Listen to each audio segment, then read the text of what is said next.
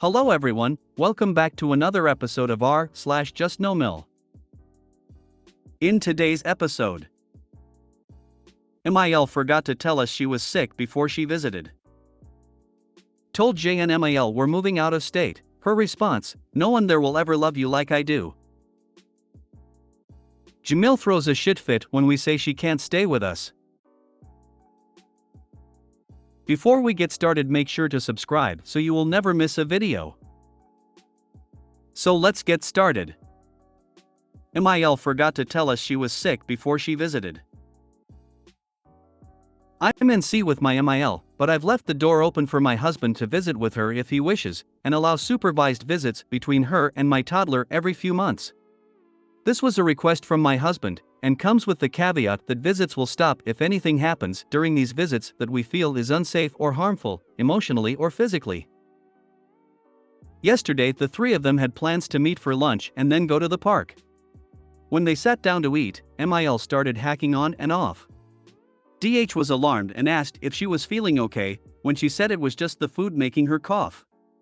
Cut to a little bit later and she mentions casually she's been sick with a fever, GI symptoms, and congestion for the last week. My head is about to explode, I'm so angry. We've been so careful regarding COVID and keeping our family safe, and now this. Our toddler isn't vaccinated yet, obviously, so I'm really worried. I've already decided she can't see our toddler again until the pandemic is over, since we can't trust her to be truthful and responsible. Do we have the same mother-in-law? LOL. My ILs will have someone sick in the family and won't tell us until we get to their house, and it's always allergies. 3 weeks ago we go to their house, and as we're leaving we notice a brother's who had spent the whole visit next to us is missing, so we ask where he is and they casually drop that he's in his room laying down because he has a fever and he's been coughing. We ended up rushing out, and 2 days later he had COVID, and the day after that my husband tested positive, and the day after that I did. I'm 25 weeks pregnant and my 4-year-old has a history of croup and other respiratory viruses. I was absolutely livid, and I'm the only one vaccinated other than my in-laws. My in-laws didn't think they needed to quarantine or take a test, so they've been running around probably being super spreaders. I told my husband I wouldn't be seeing them very often at all until cases go down and they figure out how to communicate like decent people. Well, MIL broke a pretty standard rule: tell people before seeing them you are sick so they can cancel if they choose. This is a basic courtesy even before the pandemic. You don't tell someone after you've already coughed all over them. Why didn't your husband get up and leave? Mom, my child can't be vaccinated yet, and you didn't warn me ahead of this lunch that you are sick. We are leaving. I honestly don't know.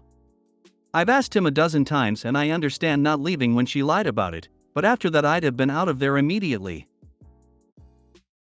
She didn't forget to tell you. She lied to your husband's face. He should go and see with her, and I would never let her near my child. She has made the decision to exclude herself. Your MIL has made it clear that her ego and immediate gain comes before LO's long-term well-being and health. That is not okay, and she does not deserve the title of grandma. I really hope your so stays strong on this new ban. Told JNMIL we're moving out of state. Her response, no one there will ever love you like I do. My husband is low contact with his mom, and told her the other day we're moving out of state. Her response was, no one there will ever love you like I do. He said, what? And she clarified, no one loves like a mother loves. My response? Why are you the way that you are? Who else will love you enough to knowingly infect you with COVID in your new state? Nothing says motherly love like an infectious disease. That's why we're moving there. LOL, right. My first thought was, yep, that's the point of moving there. LMAO. My response to her would have been, thank God. Jamil's guilt-foo game is not strong. MIL, no one there will ever love you like I do. Congratulations! You just hit the jackpot and are now all set for life. Jamil throws a shit fit when we say she can't stay with us.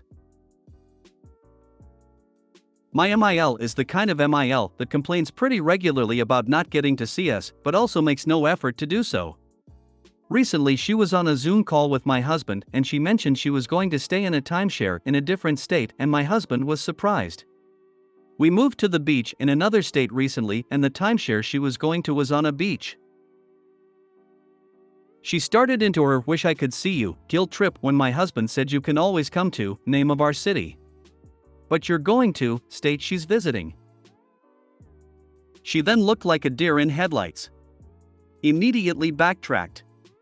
Said maybe she could ask her boyfriend to drive her here instead. She couldn't wait to visit. That's when DH said I would start looking at hotels soon, things book out fast here. And she proceeded to grill him about why she couldn't stay here. Our house is tiny. It has enough room for the 4 people that live here. There isn't a guest room. Any of these would have been acceptable responses, but DH said because that isn't going to work for us. I was blinded by the shine. Of course, MIL's response was, well, if I'm not staying with you, then I'm not visiting.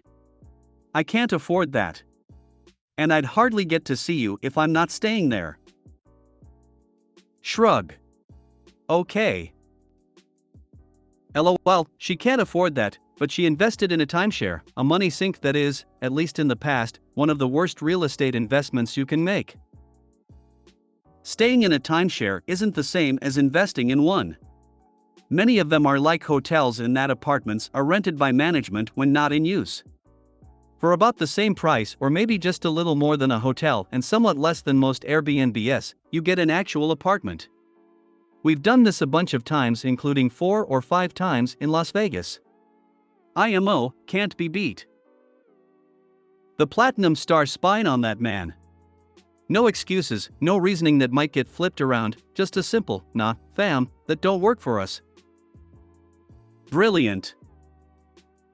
That doesn't work for us. That line, and having the confidence to say it, was a game changer for me and my husband.